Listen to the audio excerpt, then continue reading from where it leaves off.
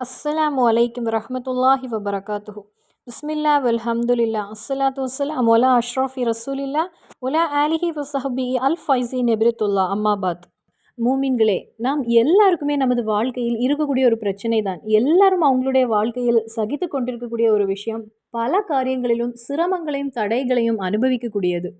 பிரச்சனைகள்னு வரும்போது குடும்பத்தில் பிரச்சனைகள் வருகிறது, அல்லது நாம் எங்கேயாவது வேலை செய்யும்போது அந்த இடத்தில் பிரச்சனைகள் வருகிறது, அல்லது நம்மை பற்றி நமக்கே தெரியாத விஷயங்களை பற்றி நம்மை பற்றி புறம் பேசிக்கொண்டு அப்படி நமக்கு பிரச்சனைகள் வருகிறது.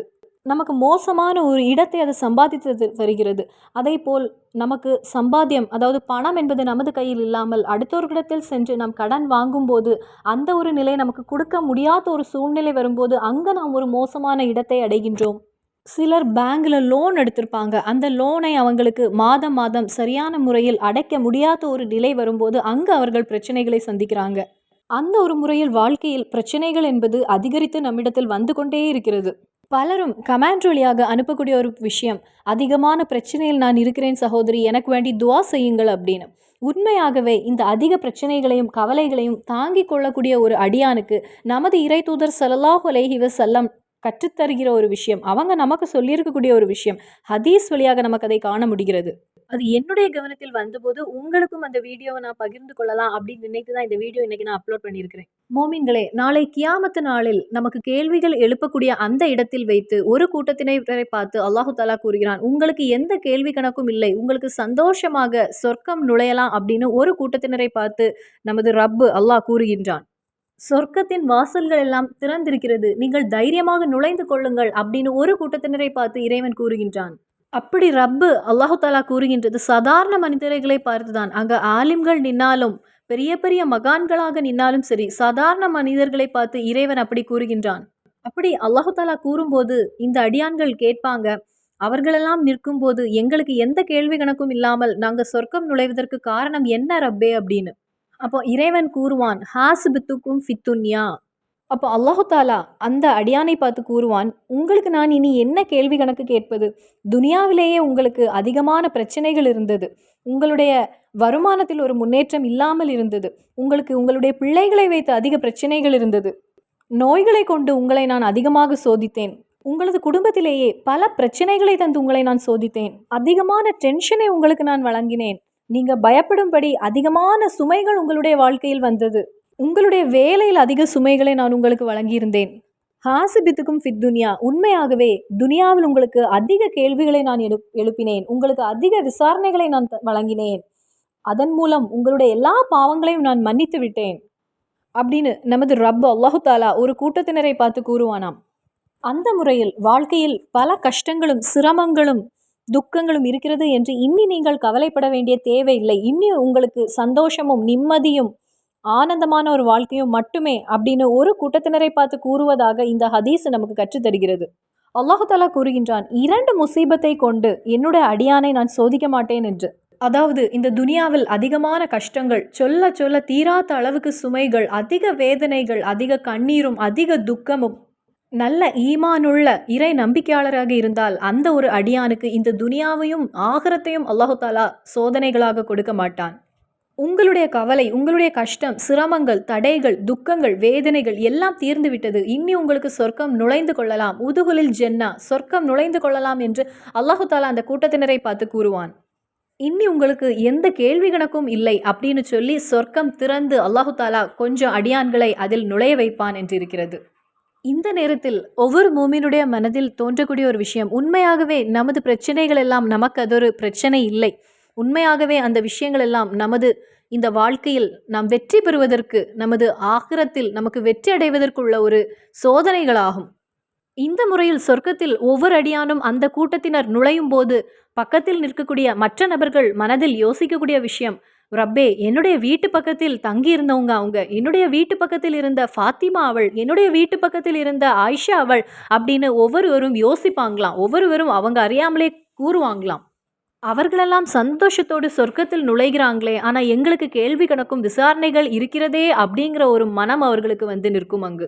அப்போ எந்த அடியான் பாவப்பட்டவனாக அதிக வேதனையும் அதிக சுமையும் அதிக கஷ்டத்தையும் அதிகமாக அல்லாஹு தாலா கொடுத்து சோதித்தானோ அவன் சொர்க்கம் சென்றடைவான்.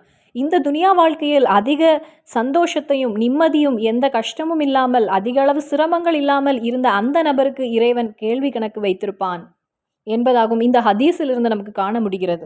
அந்த நேரத்தில் மற்ற அடியான்கள் இறைவனிடத்தில் கூறக்கூடிய ஒரு விஷயம், ரப்பே, துனியாவிலேயே நீ எங்களுக்கு அதிக சோதனைகளை வழங்கியிருக்கலாமே, அப்படியானால் இங்கு ஆகிரத்தில் நாங்கள் வெற்றி அடைந்திருப்போமோ அப்படின்னு ஒவ்வொரு இறை நம்பிக்கையாளரும் ரப்பிடம் கூறக்கூடிய ஒரு விஷயமாம். அப்போ இந்த துனியாவில் அதிக சந்தோஷமும் நிம்மதியும் ராகத்தும் நல்ல நிம்மதியான ஒரு வாழ்க்கையும் அனுபவிக்கக்கூடிய ஒரு அடியானை விடையும் சிறப்பாக இருக்கக்கூடியவன் அதிக சுமைகளை அனுபவிக்கக்கூடியவன். ஏனென்றால் அல்லாஹு தாலா அவனுக்கு இரட்டிப்பான பிரதிபலனை வழங்க இருக்கின்றான். இந்த இடத்தில் நான் ஒவ்வொரு மோமீனுக்கும் கஷ்டங்களை அனுபவிக்கக்கூடிய ஒவ்வொரு அடியானுக்கும் சொல்லக்கூடிய ஒரு விஷயம், உங்களுடைய கஷ்டங்கள் உங்களுக்கு நிரந்தரமானது அல்ல. ரப்பிடமிருந்து மகத்தான கூலி உங்களுக்கு காத்திருக்கிறது. இனி நமது எல்லா ஹயரான ஆசைகளையும் தேவைகளையும் நிறைவேற்றி எடுப்பதற்கு, அது மட்டும் இல்லை, நமது வாழ்க்கையில் உள்ள எல்லா கஷ்டங்களையும் வேதனைகளையும் எல்லா சுமைகளையும் நான் சொல்லக்கூடிய இந்த திக்ரை ஓதிக்கொண்டு நாம் அல்லாஹு தாலாவிடத்தில் கூறும்போது அல்லாஹு தாலா நாம் அனுபவிக்கக்கூடிய எல்லா கஷ்ட நஷ்டங்களையும் எல்லா வேதனைகளையும் சிரமங்களையும் நமது வாழ்க்கையில் இருந்தவன் நீக்கி விடுவான். இந்த திக்ரை நீங்கள் ஓதும்போது கவனிக்க வேண்டிய ஒரு விஷயம், இந்த திக்ரை நான் ஓத என்னுடைய எல்லா தேவைகளும் என்னுடைய எல்லா கஷ்டங்களும் நீங்கும், என்னுடைய எல்லா தேவைகளும் எனக்கு நிறைவேறி கிடைக்கும் அப்படிங்கிற ஈமானோடு இறை நம்பிக்கையோடு நீங்கள் ஓத வேண்டும்.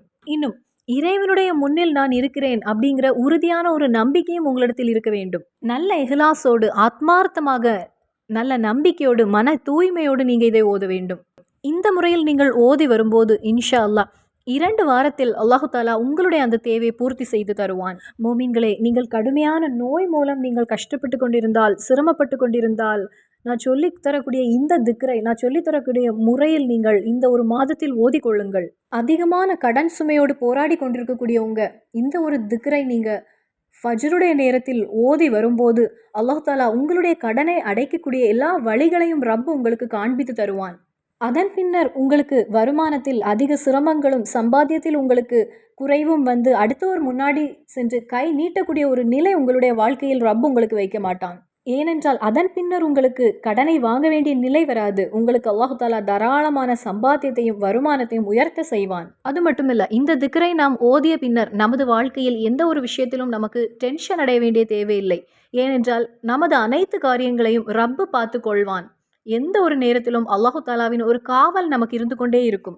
நமது வாழ்க்கையில் உள்ள எல்லா முசீபத்துகளும் நீங்கி நமது வாழ்க்கையில் உள்ள எல்லா கஷ்டங்களும் நீங்கி நல்ல சந்தோஷமும் சமாதானமும் உள்ள ஒரு வாழ்க்கையை இறைவன் நமக்கு அமைத்து தருவான். அந்த அளவிற்கு பவர்ஃபுல்லான ஒரு திக்ராகும். வீடியோட கமெண்ட்டை பார்க்கும்போது பல சகோதரிகள் சொல்லக்கூடிய ஒரு விஷயம், குழந்தை இல்லாமல் அவர்கள் அவ்வளவு வேதனை அடைந்து துவாஸ் செய்யுங்கள் சகோதரி அப்படின்னு கமெண்ட் அனுப்பக்கூடியவங்க, அப்படி உள்ளவர்களும் நான் சொல்லக்கூடிய இந்த திக்ரை நீங்கள் ஓதும்போது இன்ஷா அல்லாஹ் ரப்பு உங்களுக்கு சாலிகான குழந்தையை உங்களுக்கு வழங்குவான். இன்னும் வேலை இல்லாமல் கஷ்டப்படுகின்றவங்க இந்த ஒரு திக்ரை ஓதும்போது அல்லாஹு தாலா அவர்களுக்கு மனதிற்கு பிடித்த நல்ல ஒரு வேலை இறைவன் வழங்குவான். சொந்தமாக ஒரு வீடு இல்லாமல் சிரமப்படுகின்றவங்க இதை ஓதும்போது அல்லாஹு தாலா அவர்களுக்கு ஏற்ற அவர்களுக்கு தேவையான வசதியான ஒரு வீடை இறைவன் வழங்குவான். பல வருடங்களாய் ஒரு கல்யாணம் அமையாமல் இருக்கக்கூடியவங்களுக்கு இந்த திக்ரை ஓதும்போது நல்ல ஒரு வரனை அவர்களுக்கு ஏற்ற சிறந்த ஒரு வரனை அல்லாஹு தாலா வழங்குவான். அந்த முறையில் நமது கஷ்டங்களை நீக்கக்கூடிய நமது எல்லா ஹயரான தேவைகளையும் நமது ஆசைகளையும் குறிக்கோளையும் நிறைவேற்றி தரக்கூடிய ஒரு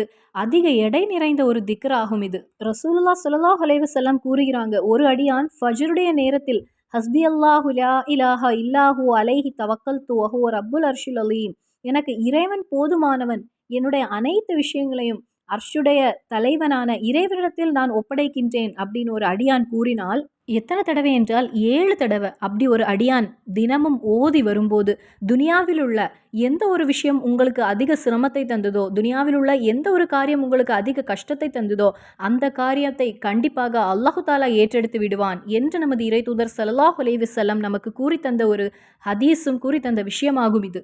ஆனால் நாம் இங்கு கவனிக்க வேண்டிய ஒரு விஷயம், ஃபஜ்ருடைய தொழுகையை கலாவாக்காமலும் ஃபஜ்ருடைய தொழுகையை தொழுதுவிட்டு அதை முசல்லாவிலிருந்து 7 தடவை நாம் ஓதி 2 கைகளை உயர்த்தி துவா செய்ய வேண்டும். இந்த ஒரு திக்ர ஃபஜ்ருடைய நேரத்தில் 7 தடவை, மஹரிபுடைய நேரத்தில் 7 தடவை வழக்கமாக ஓதி வாருங்கள். உங்களை அதிகமாக சுமைகளை தரக்கூடிய அந்த அதாவது அந்த டென்ஷனை அல்லாஹு தாலா நீக்கி விடுவான் உங்களுடைய வாழ்க்கையிலிருந்து.